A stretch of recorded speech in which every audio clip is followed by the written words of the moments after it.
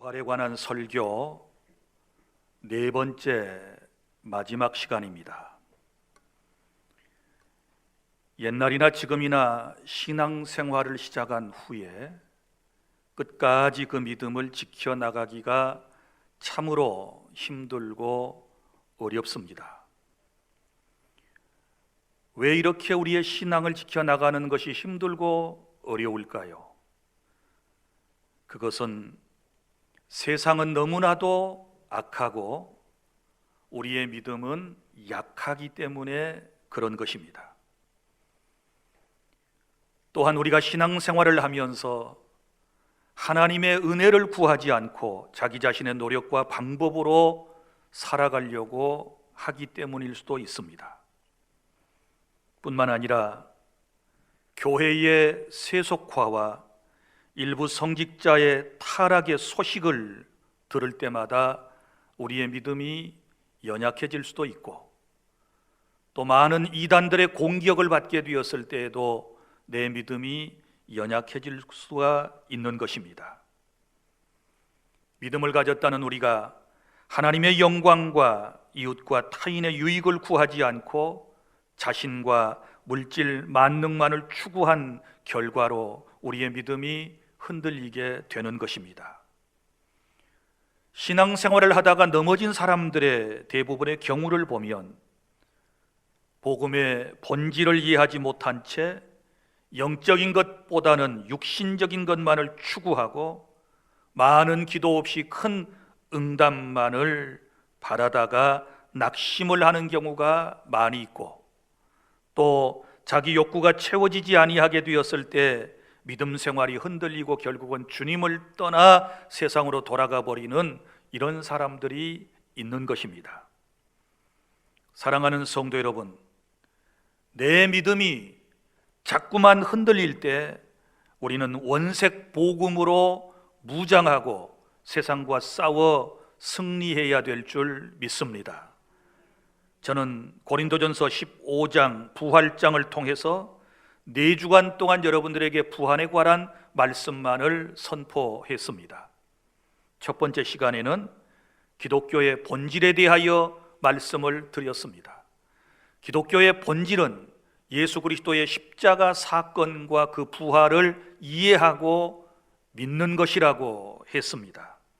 특별히 예수 그리스도의 부활하심에 대하여 우리는 확실하게 믿는 믿음을 가져라. 예수님은 역사적으로 부활하셨다라고 하는 말씀과 함께 부활하신 예수 그리스도를 만난 이후에 변화된 바울의 삶에 대해서도 여러분들에게 말씀을 드렸습니다. 그리고 둘째 시간에는 만일 죽은 자의 부활이 없으면 부활을 지금까지 전한 사람들과 그리고 그 부활을 믿고 신앙생활하는 사람들은 모두가 다 헛된 것이 될 것이며 기독교는 세상 사람들에게 비웃음거리가 될 수밖에 없다라고 하는 말씀과, 그리고 셋째 시간인 지난 시간에는 씨앗의 비유를 통해 죽은 자들이 반드시 살아나며 부활한 몸의 상태는 다시는 썩지 아니할 몸, 영광스러운 몸, 강한 몸, 신령한 몸이 된다라고 하는 말씀을 여러분들에게 드렸습니다. 오늘 이 시간에는 부활의 그날을 바라보며 승리하자라고 하는 말씀을 함께 나누면서 우리의 흔들리는 믿음을 다시 한번 굳게 세우는 그런 시간이 되기를 바랍니다. 첫째, 우리 주님께서 재림하실 때 일어나는 일들이 50절부터 53절 말씀에 기록되어 있습니다. 여러분이 교회에 오셔서 많이 듣는 단어 가운데 몇 개가 있을 것입니다. 그 중에 예수님의 초림과 재림이라고 하는 말씀을 듣게 될 것입니다. 초림은 무엇이고 재림은 무엇일까요? 초림이라고 하는 것은 예수 그리스도께서 2000여 년 전에 인간을 죄에서부터 구원하기 위하여 사람의 몸을 입고 이 땅, 유대 땅 베들레헴에 아기 예수님으로 탄생하셨을 때를 초림이라고 그러고, 그 예수님께서 세상에 오셔서 모든 구속사역을 다 완성하시고 그리고 부활 승천하시면서 우리에게 하신 약속이 내가 다시 오겠다, 이렇게 약속을 하셨습니다. 요한복음 14장 1절부터 3절까지 보면 예수님께서 이 세상을 떠나시기 전에 사랑하는 제자들에게 하신 말씀이 있습니다. 너희는 마음에 근심하지 말라. 하나님을 믿으니 또 나를 믿으라. 내가 너희를 위하여 거처를 예비하러 간다. 가서 거처가 예비되면 내가 다시 와서 너희를 내게로 영접할 것이다 라고 하시는 말씀을 제자들에게 그리고 우리에게 주셨습니다. 여기 말씀, 내가 다시 온다, 이것을 재림이라고 그럽니다. 특별히 데살로니가 전서 4장 16절 17절에는 주께서 호령과 천사장의 소리와 하나님의 나팔 소리로 오신다, 다시 오심에 대하여 말씀을 하셨습니다. 그런데 우리 주님께서 다시 오시는 모습을 보면 나팔 소리가 언급되어 있는 것을 볼 수 있습니다. 주님이 오시는 모습, 나팔 소리와 함께 오신다라고 하는 말씀인데, 오늘 본문의 말씀도 보면 51절과 52절에 마지막 나팔에 순식간에 호련이 다 변화한다 라고 하는 말씀과 52절에 나팔 소리가 나매 이런 표현이 나옵니다. 그러니까 우리 주님이 다시 오심, 곧 재림 때에 있게 될 말씀을 우리에게 전해주고 있는데, 이제 말씀 50절부터 53절의 내용을 보면 다시 정리하면 천군 천사들의 나팔 소리와 함께 주님이 다시 오실 때 혈과 육으로 구성된 현재의 몸으로는 하나님의 나라를 유업으로 받을 수가 없습니다. 이 몸 이 상태로는 하나님의 나라에 들어갈 수 없다는 것입니다. 그래서 우리 주님이 오실 때에 놀라운 역사가 일어나게 되는데, 그것을 52절에서 설명을 하고 있습니다. 자, 우리 예수님이 오실 때 나팔 소리가 나매 먼저 죽은 자들이 썩지 아니할 것으로 다시 살아나고, 이렇게 말씀을 했습니다. 무슨 얘기입니까? 우리 주님이 다시 오실 때, 곧 재림하실 때 이미 예수님을 믿고 살다가 죽었던 사람들이 썩지 아니할 것으로 다시 살아난다, 부활한다 라고 하는 말씀을 우리에게 주셨습니다. 그 다음에 우리도 변화되리라, 이렇게 말씀을 하셨는데, 우리는 누구를 말할까요? 예수님이 오시는 그 순간까지 살아있었던 사람들은 어떻게 될까요? 그 사람들은 신령한 모습으로 순식간에 변화되어서 영생에 참여하게 된다라고 말씀을 했습니다. 다시 설명을 드리면, 현재의 몸의 상태로는 우리가 영원한 하나님의 나라에 들어가서 영생복락을 누릴 수 없기 때문에 예수님이 다시 오시는 그 순간에 이미 죽은 사람들은 새로운 모습으로 다시 부활하고, 그리고 그때까지 살아있는 사람들도 순식간에 신령한 모습으로 변화되어서 하나님의 나라에 들어가서 영생복락을 누리게 된다라고 하는 말씀인 것입니다. 그래서 53절, 이 썩을 것, 곧 몸이 반드시 썩지 아니할 것을 입겠고 이 죽을 것이 죽지 아니함을 입으리로다, 이렇게 말씀을 했습니다. 우리가 여기서 계속 등장하는 단어를 유의해 보실 필요가 있습니다. 53절, 이 썩을 것이 반드시 썩지 아니할 것을 입겠고 이 죽을 것이 죽지 아니함을 입으리로다. 이 썩을 것이 썩지 아니함을 입고 이 죽을 것이 죽지 아니함을 입을 때에는, 이런 표현은 해탈이 아니라 무슨 얘기인고 하면 현재의 우리의 육체에 덧입혀진다는 것을 말씀을 하고 있는 것입니다. 그래서 사도 바울은 내가 덧입기를 간절히 사모한다, 이런 말씀을 했거든요. 그러니까 우리 주님 다시 오실 때에 현재의 내 몸이 덧입혀진다. 어떤 몸으로? 썩지 아니할 몸으로, 신령한 몸으로 덧입혀진다. 이것을 결국은 부활이라고 그러는 것입니다. 이런 은혜가 분명히 여러분 주님 다시 오실 때에 일어나게 될 줄로 믿으시기를 바랍니다. 그 다음에 두 번째 54절부터 57절까지 말씀, 부활이 우리에게 주는 승리, 선물 두 가지가 본문에 기록되어 있습니다. 첫 번째는 사망에 대한 승리입니다. 본문의 54절과 55절 말씀을 보면 이렇게 기록되어 있지요. 이 썩을 것이 썩지 아니함을 입고 이 죽을 것이 죽지 아니함을 입을 때에는 사망을 삼키고 이기리라고 기록된 말씀이 이루어지리라. 자, 이 말씀이 무슨 얘기인가 하면 사도 바울은 이사야 선지자의 예언을 인용하면서 분명하게 말하고 있습니다. 자, 우리가 부활했을 때에는, 죽지 아니함을 입을 때에는 사망을 삼키고 이기리라.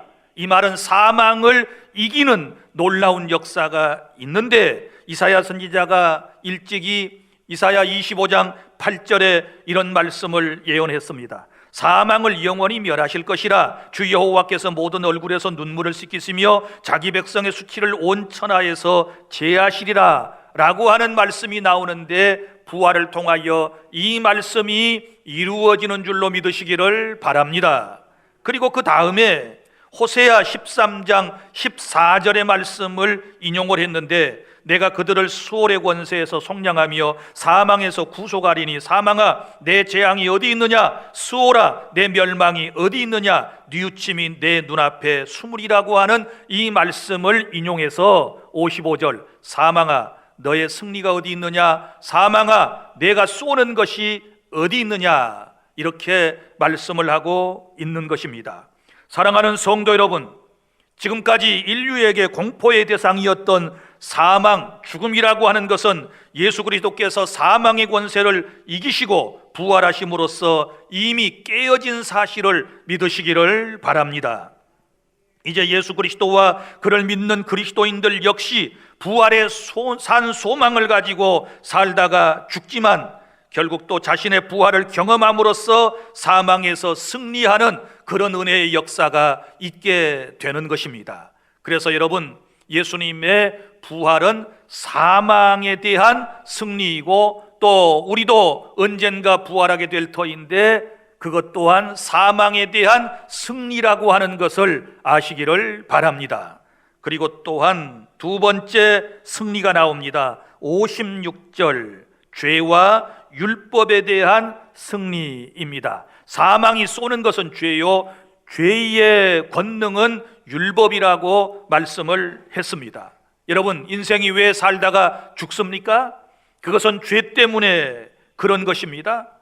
여러분, 율법이 하는 일이 무엇입니까? 죄를 깨닫게 하는 것이지요. 그래서 율법으로 우리가 죄를 깨닫게 되었고 율법의 정죄로 말미암아 결국은 사망 선고를 우리가 받게 되는 것입니다. 여러분, 우리 어떤 사람이라도 다 율법에 자기 자신을 비춰보면 모두가 죄인 된 것이 드러나게 되는 것입니다. 본래 율법은 거룩하고 의롭고 선한 것이고 영적인 것이지만, 그러나 여러분, 죄의 문제는 근본적으로 해결할 수 없습니다. 죄를 드러나게는 하지만, 죄를 깨닫게는 하지만 그 죄의 문제를 해결할 능력은 없는 것입니다. 자, 그러면 율법 아래 있는 인생이 율법에서 벗어나는 방법은 무엇일까요? 그것은 율법대로 죄인된 인간이 죽는 것입니다. 그런데 예수님을 믿는 저와 여러분들은 이제 율법에 따라 예수님과 함께 십자가에서 죽었고 예수님이 다시 살아나실 때 저와 여러분도 함께 살아났다라고 하는 사실을 믿으시기를 바랍니다. 그래서 이제는 저와 여러분은 율법에서 벗어나 자유가 되었다라고 말씀을 하는 것입니다. 사망과 죄와 율법에서 벗어나는 것은 부활뿐이라는 것을 여러분이 아시고, 예수님처럼 우리 또한 부활하게 되었을 때 사망과 죄와 율법은 완전히 정복되고 우리는 승리의 그날을 맞이하게 되는 것입니다. 그래서 57절에 보면 이렇게 말씀을 하지요. 우리 주 예수 그리스도로 말미암아 우리에게 승리를 주신 하나님께 감사하라. 할렐루야. 우리에게 승리를 주시는 분은 누구이십니까? 예수 그리스도께서 우리에게 부활을 통하여 승리를 허락해 주셨다라고 말씀을 한 것입니다. 그 다음에 세 번째 58절, 이 험한 세상을 그러면 우리는 어떻게 살아야 할 것인가? 예수 그리스도의 부활하심과 주님 재림하실 때 예수님을 믿는 나 자신도 부활할 것에 대하여 여러분이 확실하게 믿는다면 이렇게 사셔야 합니다. 어떻게요? 첫째는 견고한 믿음으로 흔들리지 마시기를 바랍니다. 견실하며 흔들리지 말고 라고 말씀을 하고 있지 않습니까? 여러분, 그런데 왜 우리가 자꾸만 요즘 우리의 신앙이 흔들리고 있습니까? 흔들리는 이유가 있지요. 그건 견실하지 못하기 때문에 흔들리는 거예요. 구체적으로 정리를 해보면 이런 것입니다. 우리의 믿음이 흔들리는 경우는 먼저는 하나님께 대한 의심과 불신 때문에 그래요. 하나님의 존재하심을 믿고 하나님의 사랑하심을 믿고 우리가 그 하나님을 신실하게 의지하면 우리의 믿음이 흔들리지 아니할 터인데, 우리가 세상을 살다 보면 여러 환경과 접하지 않습니까? 그러다 보니까 그 환경을 바라보면서 우리의 믿음이 자꾸만 흔들릴 때가 있는 거예요. 그것은 이제 하나님에 대한 의심과 불신 때문에 그런 것이고, 또 우리의 믿음이 흔들리는 이유는 어디에 있습니까? 믿음의 기초를 하나님의 말씀에 두지 않았기 때문에 그래요. 무슨 얘기인가 하면, 우리의 믿음이라고 하는 것은 말씀 위에 기초를 하고 예수 그리스도의 십자가와 부활 위에 기초를 해야 되는데, 그 위에 서야 되는데, 우리의 신앙을 보면 어떤 사람은 자기 감정 위에 세운 사람이 있어요. 감정이라고 하는 거 믿을 수 있나요? 여러분의 마음을 믿을 수 있나요? 사람의 마음이 아침 저녁으로 변한다고 그러지 않습니까? 어디 아침 저녁입니까? 한 시간에도 몇 번씩 마음이 변하는 것 아니겠습니까? 그런데 그 감정 위에 믿음을 올려놓게 되면 늘 이 믿음이 온전해지지 못해요. 기분이 좋으면 아멘 하다가 기분이 조금 상하게 되면 하나님을 부인하고 하나님으로부터 떠나버리는 이런 인생들이 아닙니까? 그래서 믿음이라고 하는 것은 감정 위에 세워도 안 돼요. 또 어떤 사람들은 자기 이성적 판단이나 인간의 삶의 경험 위에다가 믿음을 딱 세우는 사람이 있어요. 여러분, 우리의 이성적 판단이, 우리 삶의 계획이 다 올바른 것일까요? 아무리 인생이 여러 가지 계획을 한다 할지라도 그것을 성취하는 분은 하나님이신 줄로 믿으시기를 바랍니다. 그런데 내가 일방적으로 어떤 계획을 세워놓고 내 경험에 따라서 살아가다가 그것이 내 마음대로 되지 아니할 때에 우리의 믿음이 흔들리게 되는 거예요. 나는 여러분들에게 정중하게 부탁합니다. 우리의 믿음은 그리스도의 말씀 위에, 십자가와 부활 위에, 성경 위에 세워져야 흔들리지 않게 될 줄로 믿으시기를 바랍니다. 또 어떤 사람들은 왜 믿음이 흔들립니까? 신앙생활 잘 하다가 세상 사람들에게 비난과 조소의 대상이 되었을 때 믿음이 흔들리는 경우를 볼 수 있습니다. 특별히 코로나19 이 사태로 인하여 여러분, 교회가 세상으로부터 얼마나 많은 공격을 받는지 모릅니다. 최근 우리 지역에도 코로나가 마구 퍼져가는 양상을 보이고 있습니다. 세상 사람들은 교회를 주시하고 있습니다. 교회에서 혹여라도 확진 환자가 나올까 안 나올까 주시하고 있습니다. 세상에서는 여러 곳에서 나오지 않습니까? 예식장발, 그 다음에 피트니스발, 그리고 무슨 학교, 학원 등등 여기저기 셀 수도 없어요. 아무도 장담하지 못하는 거예요. 그런데 유독 교회에서 확진 환자가 나온다든지 이러면 교회를 막 비난하는, 공격하는 이런 사람들이 있게 돼요. 그런 공격을 받게 되면, 비난을 받게 되면 사람들의 믿음이 흔들릴 수가 있는 거예요. 여러분, 우리가 그리스도 안에서 경건하게 살고자 하는 자는 박해를 받는다라고 주님께서 말씀을 해주셨고, 우리 교회가 세상으로부터 칭찬을 받아야 하겠지요. 그러나 또 한 가지 아셔야 할 것은, 아무리 교회가 선한 일을 하고 좋은 일을 해도 늘 칭찬만 받는 공동체는 아니라는 것 또한 알아야 하는 것입니다. 역사 이래에 우리 기독교가 얼마나 선하고 아름다운 일들을 많이 했고, 의료사업, 교육사업, 구제사업 등등 우리가 이 세계 나라와 민족과 열방을 섬겼지 않았습니까? 그런데도 불구하고 여전히 기독교는 늘 부정적으로 평가되고, 사람들에게 물매를 맞고 문매를 맞고 또 공격을 받게 되었을 때 그 공동체 안에 속해 있는 나도 믿음이 흔들릴 때가 있는 것입니다. 이때는 믿음의 주에 온전케 하신 예수 그리스도를 바라보는 저와 여러분이 될 수 있기를 바랍니다.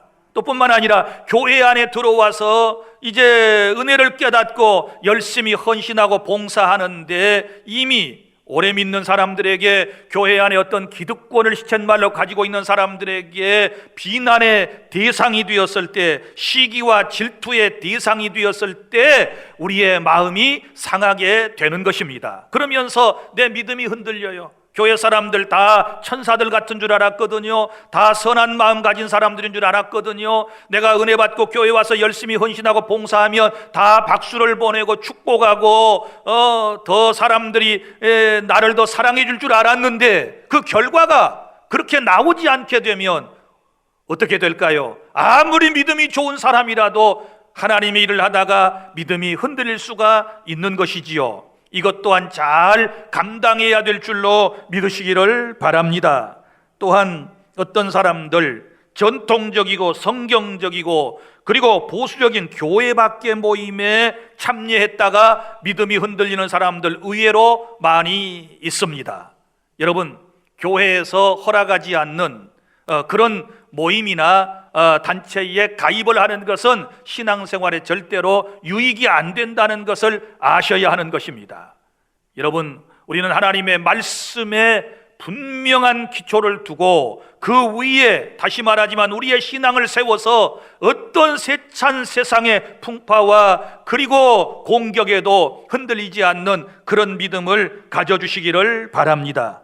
저와 여러분이 견실하고 흔들리지 않는 믿음을 가지려면 다시 원색복음으로 돌아와야 돼요. 예수 그리스도의 십자가 사건을 이해하고 예수님의 부활의 의미를 이해하고 그 믿음 위에 굳게 서는 것과, 그리고 하나님의 말씀 위에 내 신앙을 굳게 세워가게 되었을 때 우리는 험한 세상을 헤쳐나가고 내 믿음은 흔들리지 아니하게 될 줄로 믿으시기를 바랍니다. 그 다음에 둘째로, 험한 세상을 어떻게 살아나갈까요? 그것은 항상 주의 일에 더욱 힘쓰는 사람들이 되시기를 바랍니다. 오늘 58절 중반절에 나오는 말씀입니다. 여기 항상, 주의 일을 힘쓰는데 항상이라고 하는 표현이 나옵니다. 이 말은 무슨 말인가 하면, 내 믿음이 흔들리지 않으려면 우리가 하나님을 섬기는 일과 주님의 교회에서 하는 일들을 중단해서는 안 된다라고 하는 말씀입니다. 이런저런 이유 때문에 중단해버리게 되면 내 신앙은 넘어지게 돼요. 다시 여러분에게 말씀을 드립니다. 여러분, 자전거 타는 사람들 생각해 보세요. 여러분들도 자전거를 타보셨을 거예요. 두 바퀴가 굴러가면서 자전거가 목적지를 향하여 갑니다. 그런데 그 자전거 위에 앉아있는 사람은 페달을 끊임없이 밟아야만이 그 자전거가 넘어지지 아니하고 목적지까지 갈 수 있는 것처럼 우리의 신앙이 그래요. 우리의 신앙이 그래요. 말씀과 기도, 늘 이 삶을 통하여 우리의 신앙이 중단이 없어야 돼요. 페달을 계속해서 밟아야 자전거가 쓰러지지 않고 목적지를 향하여 갈 수 있는 것처럼 우리의 신앙생활이 그렇다는 사실을 여러분이 기억해 주시기를 바랍니다. 그리고 항상 해야 할 일이 뭡니까? 주의 일에, 이렇게 말씀을 했습니다. 세상 일에 힘쓰다 보면 잠깐의 쾌락과 얻는 이득은 있을는지 모르지만 그것이 하나님과 아무런 관련이 없을 때는 헛된 것이라고 하는 사실을 아셔야 합니다. 그러나 우리가 주의 일에 힘쓰게 되면 그것은 나중에 나오지만 반드시 하나님께서 기어가셨다가 놀라운 보상으로 은혜로 함께 해주시는 줄로 믿으시기를 바랍니다. 우리는 주님의 일에 더욱더 깊은 관심을 가지고 살 때에 우리의 믿음이 흔들리지 않는 것입니다. 그리고 또 보세요, 더욱 힘쓰라 라고 하는 말이 나오지요. 항상 주의 일에 더욱 힘쓰는 자가 되라. 여기 더욱 힘써라, 이 말은 지금에 만족하지 말고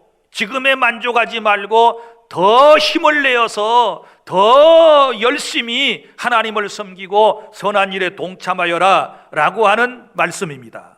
여러분, 주마 가편이라고 하는 사자성어를 여러분들은 아실 것입니다. 달리는 말에 더 잘 달리라고 채찍을 가하는 것 아니겠습니까? 그런데 여러분 보세요, 말이 가만히 있을 때에 채찍질을 하면 동물 학대 죄가 됩니다.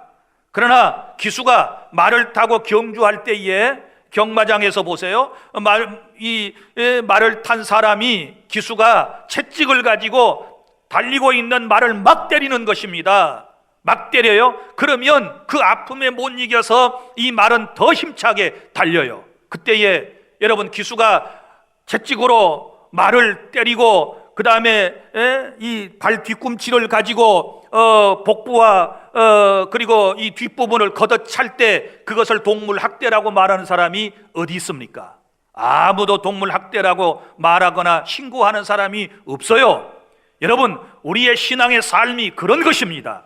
우리는 지금 열심히 하고 있지만 더 열심히 우리가 주마 가편을 생각하면서 하나님께서 늘 말씀으로 내게 채찍을 가하시고 주의 성령의 감동을 통하여 내게 채찍을 가하시며 아픔을 주실 때마다 우리는 더 기도하고 더 엎드리고 더 주님을 의지하는 그런 믿음으로 승리하는 저와 여러분이 될 수 있기를 바랍니다. 내 믿음 지켜나가려면 더 힘쓰는 것밖에 없어요.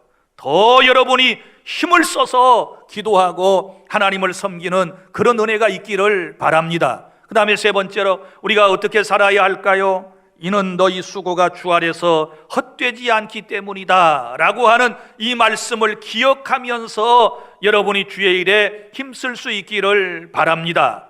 너희 수고가 주 안에서 헛되지 않는다. 예수 그리스도 안에서 교회를 위하여 그리고 선한 일을 위하여 수고하는 너의 수고가 주님 안에서 헛되지 않는다. 이 말은 주님께서 꼭꼭 보고 계시고 기억하셨다가 금생과 내생에 약속된 복을 주실 것이다.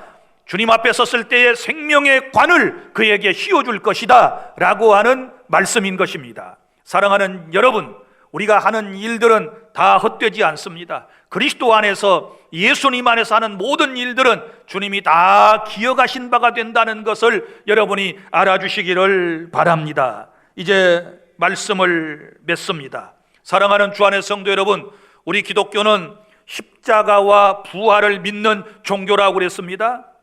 그냥 무턱대고 믿는 것이 아니라 그 의미를 이해하고 믿는 것입니다. 십자가 사건, 예수 그리스도께서 나의 죄 때문에 십자가에서 피를 쏟고 죽으심으로써 그 예수님을 믿는 모든 사람에게 죄가 용서받는 것과, 그리고 예수님이 다시 부활하심으로써 부활의 첫 열매가 되신 것처럼 나도 언젠가 예수 그리스도처럼 부활을 경험할 때가 있다라고 하는 이 사실을 믿고 우리가 그날까지 믿음으로 살아가는 것인 줄로 믿으시기를 바랍니다. 부활신앙을 가진 사람은 부활의 그날을 믿기 때문에 어떠한 형편과 상황에서도 승리의 삶을 살아가게 되는 줄로 믿으시기를 바랍니다. 현재의 삶이 아무리 힘들고 어려워도 부활의 그날을 바라보며 믿음으로 승리하며 살아나가는 우리 주 안의 모든 성도가 다 되시기를 바랍니다.